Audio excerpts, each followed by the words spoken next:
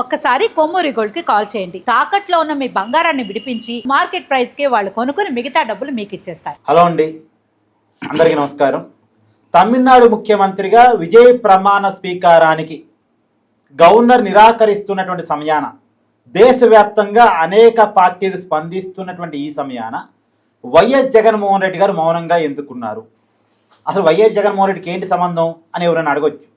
విజయ్ గెలిచినప్పుడు విజయ్తో కలిసి జగన్మోహన్ రెడ్డి గారు ఉన్న ఫోటోని పోస్ట్ చేస్తూ రాష్ట్ర వ్యాప్తంగా విజయ్ బొమ్మ జగన్ బొమ్మ పక్క పక్కనే పెట్టి కేకులు కట్ చేస్తూ విజయ్ గెలుపు జగన్ వల్ల సాధ్యమైందని ప్రచారం చేస్తూ దాన్ని క్లెయిమ్ చేసుకునే ప్రయత్నం చేసిన వైసీపీ ఇవాళ విజయ్కి అన్యాయం జరుగుతుంటే ముఖ్యమంత్రి పదవిని నిరాకరిస్తున్నటువంటి సమయాన, రకరకాల రాజకీయాలు జరుగుతున్నటువంటి సమయాన, ప్రతి పార్టీ కూడా స్పందిస్తున్నటువంటి సమయాన విజయాన్ని క్లెయిమ్ చేసుకోవడానికి ప్రయత్నం చేసిన వైసీపీ ఎందుకని స్పందించడం లేదు? విజయ్ గెలుపుతో ఆనందంగా కేక్ కట్ చేసిన వాళ్ళు, ఆనందాలు సంబరాలు చేసుకున్న వాళ్ళు ఇవాళ మౌనంగా ఎందుకని ఉన్నారు? అంటే విజయం దక్కితే తమకి, కష్టం వస్తే మాత్రం తమకి సంబంధం లేదా? మాట్లాడుకునే ప్రయత్నం చేస్తే నాతో ఉన్నారు ప్రముఖ సామాజిక రాజకీయ విశ్లేషకులు రంగరావు గారు. సార్ నమస్కారం. నమస్తే. మామూలుగా విజయ్ గెలుపు పట్ల, విజయ్ ప్రమాణ స్వీకారానికి డిలే చేయడం పట్ల జగన్ స్పందించాలని నేను అన్ను. కానీ విజయ్ గెలుపుని తమ వశం చేసుకోవడానికి ప్రయత్నం చేశారు కాబట్టి, విజయ్తో జగన్ని పోల్చే ప్రయత్నం చేశారు కాబట్టి విజయ్కి జరుగుతున్న అన్యాయం మీద కూడా వైసీపీ మాట్లాడారు కదా. విజయ్ గెలిచినప్పుడు కేక్ కట్ చేశారు, విజయ్ గెలిచినప్పుడు పండగ చేసుకున్నారు, స్వీట్ పంచారు, సోషల్ మీడియాలో హంగామా క్రియేట్ చేశారు. మరి విజయ్కి ఇవాళ అన్యాయం జరుగుతుంటే ఒక్క వైసీపీ నాయకుడు బయటకు వచ్చి మాట్లాడలేదు ఎందుకలా? అంటే విజయ్ కల్లి మాట్లాడితే ఏం జరిగిందో వాళ్ళకి తెలుసు కాబట్టి. ఇప్పుడు గవర్నర్ గారి గురించి మాట్లాడుకుంటున్నారు, విజయ్ గారి గురించి మాట్లాడుకుంటున్నారు, అక్కడున్న ముఖ్యంగా డిఎంకే పార్టీ వాళ్ళ గురించి మాట్లాడుకుంటున్నారు, అన్నా డిఎంకే మాట్లాడుకుంటున్నారు. విజయ్ని ముఖ్యమంత్రిగా ప్రమాణ స్వీకారం చేయడానికి గవర్నర్ గారు పిలుస్తారా లేదనే దాని మీద చర్చలు చాలా తీవ్రంగా జరుగుతూ ఉన్నాయి. ఈ సందర్భంగా మీరు అన్నట్టు విజయ్ మా వల్లే గెలిచాడు, జగన్మోహన్ రెడ్డి ఫోటో పెట్టుకున్న వల్లే గెలిచాడు అని చెప్పని వీళ్ళు చెబుతున్నారు. చిచ్చి, నేను అలాంటి అవినీతి పరులు పంచడం చేరలేను, వాళ్ళలాగా నేను ప్రవర్తించలేను, నేను స్వచ్ఛంద రాజకీయాలు చేయడానికి వచ్చాను, డబ్బులతో రాజకీయాలు చేయడానికి రాలేదు అని విజయ్ చెప్తారు. స్పష్టంగా చెబుతున్నాడు ఆయన.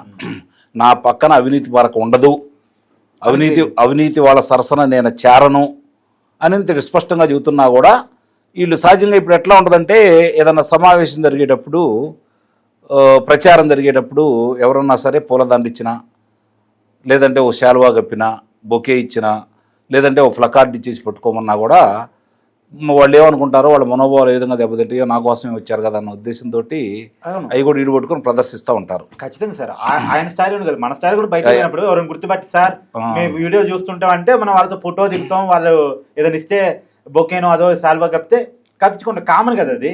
అట్లానే ఇక్కడ కూడా జరిగింది. దానికి మా వల్లే విజయ్ గెలిచాడు. మరి కరుణానిధి కొడుకు మాజీ ముఖ్యమంత్రి అతను కూడా ఓడిపోయాడు కదా, స్టాలిన్. కానీ అతను ఎంత హుందాగా ప్రవర్తించాడు. ఇప్పుడు రాజకీయాలు ఏదైనా కావచ్చు, జెంటిల్మెన్ పార్టీ చెప్పాడు. వాళ్ళతో పాటు ఎవరైతే నడిచారో సిపిఐ, సిపిఎం, కాంగ్రెస్ పార్టీ వాళ్ళ ఇష్టానికి వదిలేశాడు.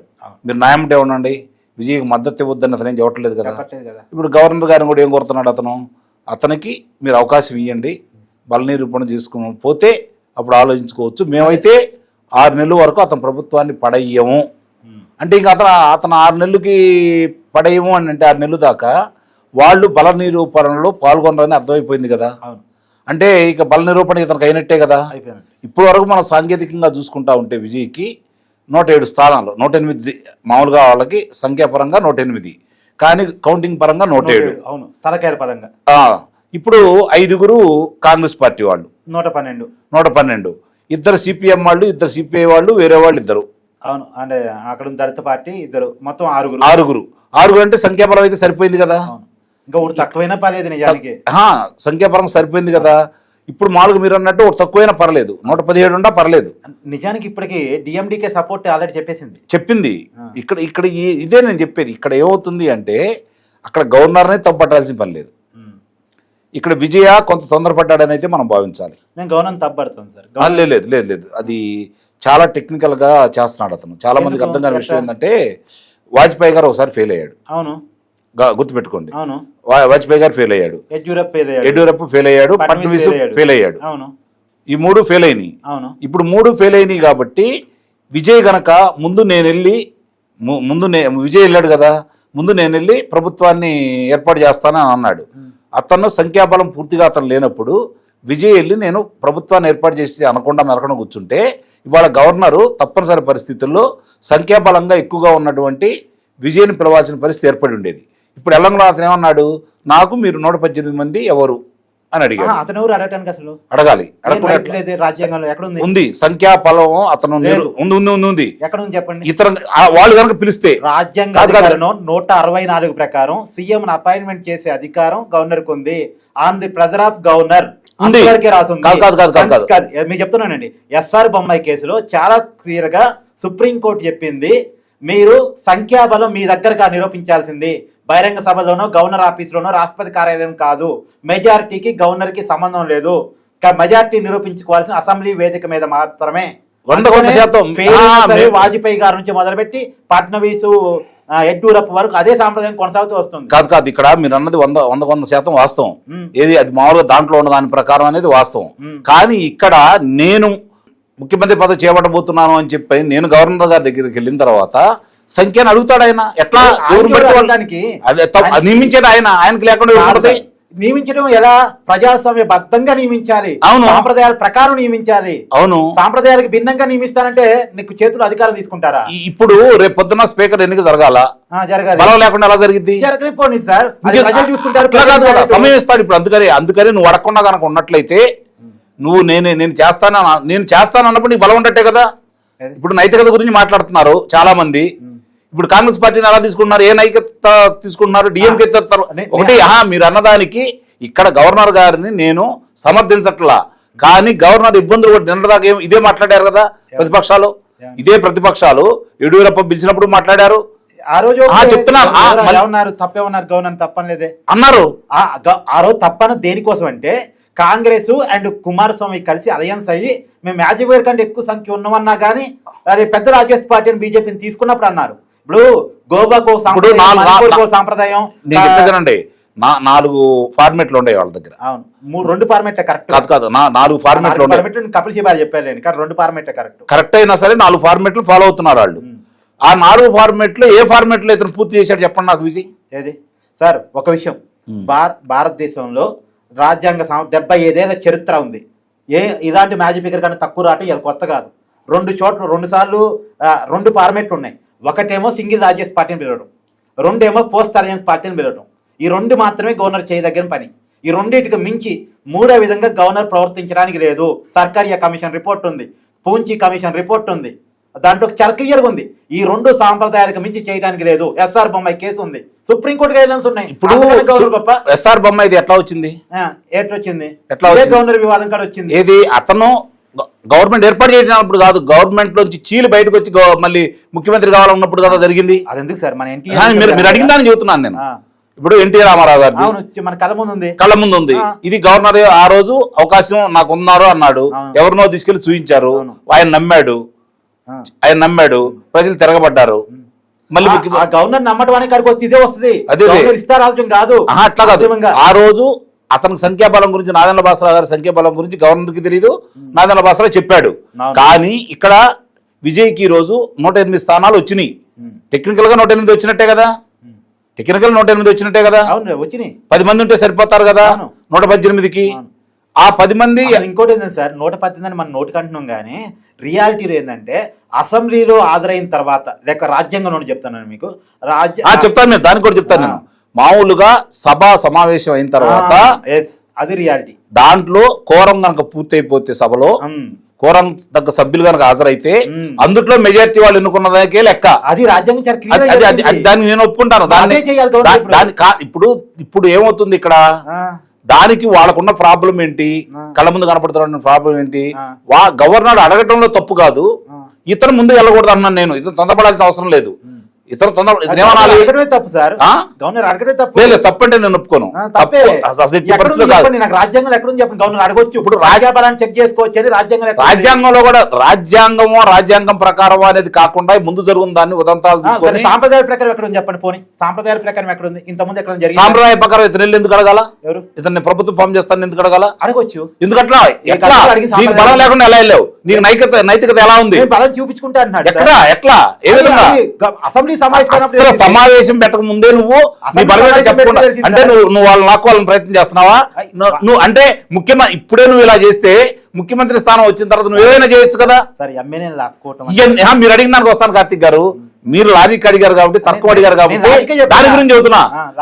ముఖ్యమంత్రి కాగతలకే నువ్వు ఈ విధంగా నీ దగ్గర సభ్యులు లేకుండా నా దగ్గర ఉన్నాను అని చెప్పి నీ బలం నిరూపించుకుంటాను వ్యక్తివి రేపు పొద్దున ముఖ్యమంత్రి అయిన తర్వాత ఇదే అయ్యారాం గయారాం తీసుకొచ్చేసి నువ్వు చేస్తావు కాబట్టి ఈ రోజు గవర్నర్ ఆపాడని నేను భావిస్తున్నాను. నేను ఒక ఇంటర్వ్యూ చెప్తాను మీకు ఏంటంటే, శంకర్ దయాళ్ శర్మ గారు భారత రాష్ట్రపతిగా ఉన్నారు. ఆ రోజు వాజ్పేయి గారు మీకు గుర్తుండి ఉంటుంది 162 సభ్యులతో సింగిల్ రాజ్యస్ పార్టీగా ఉన్నారు. సింగిల్ రాజ్యస్ పార్టీగా అది నిజానికి వాజ్పేయి గారికి మద్దతు ప్రకటించిన వాళ్ళు ఎవరూ లేరు. నిజానికి 272 స్థానాలు కావాలి. వాజ్పేయి గారితో నిజానికి శంకర్ దయాళ్ శర్మ కాంగ్రెస్ వాళ్ళు రాష్ట్రపతిగా పెట్టిన వ్యక్తి. అసలు రాష్ట్రపతి అయిన తర్వాత రాజకీయాలకు అతీతంగా ఉండాలి. రాజకీయాలకు అతీతంగా వాజ్పేయి గారిని పిలిచారు. దాని మీద ఆ రోజుల్లో ఒక నేషనల్ పేపర్ శంకర్ దయాళ్ శర్మ గారిని ఇంటర్వ్యూ చేసింది. ఆయన చాలా క్లియర్గా చెప్పారు, మా బాధ్యత సంఖ్య ఎవరికి ఉన్నది కాదు. ఇప్పుడు సింగిల్ రాజ్యస్ పార్టీ పిలవటం మా బాధ్యత. ఒప్పుకున్నారు కదా? వాజ్పేయి గారు అడగల, ఈయన పిలిచాడు. ఆయన చెప్పారులేండి, ఈయన పిలిచాడు. అది ఓకే. ఈయన పిలవాలి కదా. ఎవరు ఈ పిలవదు ఎందుకు? ఆయన పిలిచిన ఓపిక ఉండాలి కదా రాజకీయాల్లో. ఓపిక లేకపోతే ఎట్లా? నువ్వు ముఖ్యమంత్రి కావాల్సినవి ఇవాళ ఈ టెక్నికల్ ప్రాబ్లం రాదు కదా. అదే నేను అంటున్నాను. అనుభవ రాహిత్యం, శంకర్ దయాళ్ శర్మ అనుభవ రాహిత్యం, విజయ్ది అనుభవ రాహిత్యం, తొందరపాటుతనం. ఎందుకు అడగడం తప్పేంది? అడిగిన సాంప్రదాయాలు లేవా? అడిగిన సాంప్రదాయాలు ఇప్పుడు వాళ్ళు నిరూపించుకున్నారు. అడిగి ఎవరు ఫెయిల్ కాలేదే? నిరాకరించలేదే? ఎవరు అడిగి గవర్నర్ ఎక్కడ నిరాకరించలేదే? అడిగి గవర్నర్ నిరాకరించలేదు. ఇప్పుడు గోవాలో అడిగారు, బీజేపీ అడిగింది అక్కడ గోవాలో, మరి తీసుకున్నారుగా. అడిగారు, తీసుకున్నారుగా. ఇప్పుడు గవర్నర్ ఇక్కడ తమిళనాడుకి వచ్చేసరికి గవర్నర్ పరిస్థితి ఏంటి మనకు తెలిసి? కేంద్రానికి ఏజెంట్. అది చెప్పండి. నేను అనేది గవర్నర్ తప్పని చెప్పండి. గవర్నర్ కేంద్రానికి ఏజెంట్ కాబట్టి వాళ్ళకి అనుకూలంగానే ప్రవర్తిస్తారు. కానీ ఇక్కడున్న సిచ్యువేషన్ వేరు. ఎందుకంటే కేంద్రం అన్నాడీఎంకే కలిసి ప్రయాణం చేసింది భారతీయ జనతా పార్టీ, కాబట్టి వాళ్ళకి సంపూర్ణ మెజార్టీ లేదు. రెండోది చాలా మంది ఏం మాట్లాడుకుంటున్నారు, డిఎంకే కలవబోతున్నాయి అని ఉన్నారు. అది జరిగే పరిస్థితి కాదు. కాదు కాబట్టి ఒక్క గంట సేపు ఓపిక కూర్చున్నట్టయితే విజయ్ ప్రత్యామ్నాయం విజయ్కి ఎవరు లేరు. ఎందుకంటే డిఎంకేకి అన్నాడీఎంకే సపోర్ట్ చేయదు, ఈ విజయ్ సపోర్ట్ చేయడు. మరి అన్నాడీఎంకేకి డిఎంకే సపోర్ట్ చేయడు, విజయ్ సపోర్ట్ చేయడు. నేను అనుకోవటం, నా ఉద్దేశం తెలియదు, మరి మీరే చెప్పాలి. నా ఉద్దేశం అన్నాడీఎంకే సపోర్ట్ తీసుకొని నువ్వు గవర్నమెంట్ ఫామ్ చేయి, కాంగ్రెస్ స్కిప్ చేయి అని ఇండైరెక్ట్ గా బెదిరిస్తున్నట్టుగా అనిపిస్తున్నారు. ఇది రాజకీయం. మన కళ్ళ ముందు కనపడే సిద్ధాంతాలు ఉన్నాయా ఇవాళ? సిద్ధాంతం తీసుకోవడానికి చేస్తున్న ప్రయత్నం. ఇప్పుడు అదే మీరు అంటున్నారు. రాజకీయ విశ్లేషకుడుగా నేననేది ఏంటంటే, విజయ్ ఏ విధంగా అయితే కేంద్రం ఏ విధంగా అయితే ఆలోచించిందో విజయ్ కూడా అదే విధంగా ఆలోచించాడు. నాకు అధికారం ఇస్తే నేను లాక్కుంటాను కదా అంటున్నాడు. అదే ఎట్లా నువ్వు వాళ్ళిద్దరిని తిట్టావు, అట్లా కాదు వాళ్ళిద్దరిని తిట్టావు అంటే అదే పదవి కోసం నీకు సిద్ధాంతం లేదు కదా, సిద్ధాంతం నైతికత లేదు కదా. కాదు సార్, పోస్ట్ అలయన్స్ కి రాజ్యాంగం అవకాశం ఇచ్చింది. అదే ఇక్కడ రాజ్యాంగం నైతికతకి పాత్ర వేసింది. నిస్సందేహంగా చెబుతున్నాను, నిస్సందేహంగా నైతికతకి పాత్ర వేసింది. రాజ్యాంగంలో చాలా మార్చాల్సిన ఆవశ్యకత అయితే ఉంది. ముఖ్యంగా ఇలాంటి అయ్యారాములు గయారాములు ఏర్పడిన తర్వాత మార్చాల్సిన ఆవశ్యకత అయితే ఉంది స్పష్టంగా. అంటే నీకు ఒక నువ్వు కలిసి పోటీ చేసి నీ అధికారం కోసం వాళ్ళని చీల్చి పక్కన పడేసి మార్చిన తర్వాత మీరు చూస్తున్నా రాజ్యాంగం, అందుకని రాజ్యాంగం మార్చాలని మాట్లాడుతున్నాను. మార్చిన తర్వాత అప్పుడు ఓకే, ఇప్పుడున్న రాజ్యాంగం అసలు ఇవాళ గవర్నర్ గాని, రాష్ట్రపతి గాని, సిబిఐ గాని, ఈడీ గాని స్వతంత్రంగా లేకపోతే ఎన్నికల కమిషన్ గాని వ్యవహరిస్తుందా చెప్పండి? లేదని మా బాధ. మరి మీ బాధ దాన్ని ఇప్పుడు మార్చడానికి గవర్నమెంట్ ప్రయత్నం ఎగ్జాంపుల్ చేయండి. కనబడుతున్నాడు కదా. దానికి మార్చడానికి ఏ ప్రజా సంఘాలు ముందుకు వస్తున్నాయి, ఏ రాజకీయ పార్టీలు ముందుకు వస్తున్నాయి, ఎవరు ఉద్యమం చేస్తున్నారు, ఎవరు ప్రజల్లో తీసుకెళ్తున్నారు, ఎవరు తప్పు ఒప్పుల గురించి మాట్లాడుతున్నారు, ఎవరు ఈ విధంగా మనం చేసుకుంటా ఉంటే మన ప్రజాస్వామ్యం కూని అవుతుంది, దీని గురించి మీరు చైతన్యవంతులు కండి, మీ విధంగా ముందుకెళ్దామని చెప్పని ఏ ప్రజా సంఘాలు కూడా ముందుకు రానప్పుడు మీరు నేను మాట్లాడినందు ద్వారా ఉపయోగం ఏంటి? ఫైనల్ చెప్పండి, ఇక అసలు పాయింట్ కడికి వద్దాం. ఆ. జగన్ ఏంటి మరి ఇక అక్కడ విజయ విషయం స్పందించారు. జగన్ పరిస్థితి ఇప్పుడు ఎలా ఉంది అంటే పెనంబే నుంచి పోయేబడ్డ పరిస్థితి లాగా ఉంది. విజయ్కి సపోర్ట్ చేశారు మొట్టమొదట. ఎందుకంటే వాళ్ళు మామూలుగా పోలవరం ఎట్టా అయితే అన్నారో, మామూలుగా గూగుల్ డేటా సెంటర్ ఏ విధంగా అయితే అన్నారో, కియా పరిశ్రమ గురించి ఏ విధంగా అయితే అన్నారో, అట్లానే ఇది కూడా వాళ్ళ ఖాతాలో వేసుకోవడానికి ప్రయత్నం చేశారు. అతనే చీపో అన్నాడు, దగ్గర కూడా రానిట్లేదు, ఆ కంపెనీ బరాయించలేదని అన్నాడు, అతను స్వచ్ఛందంగా ఉండాలని అతను అనుకుంటున్నాడు. ఇప్పుడు ఈ పరిస్థితుల్లో ఈ రోజు విజయ్కి అన్యాయం జరిగింది కాబట్టి రేపు పొద్దున్న నాకు ఏడన్నా అన్యాయం, సహజంగా ఏ రాజకీయ పార్టీని ఏముంటుంది, ఈ రోజు అక్కడ జరిగింది రేపు నాకు జరగవచ్చు కదా, కాబట్టి అతనికి న్యాయం జరగాలని చెప్పని మద్దతు తెలపాలా, చెప్పాలి ఖచ్చితంగా. మద్దతు తెలిపితే ఇతనికి చర్లపల్లి గుర్తొచ్చిద్దా, రాజమండ్రి గుర్తొచ్చిద్దా, తేహార్ గుర్తొచ్చిద్దా అర్థం కాదు. కాబట్టి అతను సైలెంట్ గా ఉన్నాడని అయితే నేను భావిస్తున్నాను. జగన్ సైలెంట్ వెనకాల జైలు మతలబు ఉందంటారు. అంతే కదా.